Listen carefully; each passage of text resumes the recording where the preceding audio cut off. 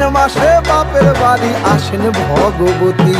আশ্বিন মাসে বাপের বাড়ি আসেন ভগবতী। বলো গৌরী এলো দেখে জালো, গৌরী এলো দেখে জালো, গৌরী এলো দেখে জালো, গৌরী এলো দেখে জালো। ভবের ভবানী আমার ভবন করিল আলো। গৌরী এলো দেখে জালো, গৌরী এলো দেখে জালো।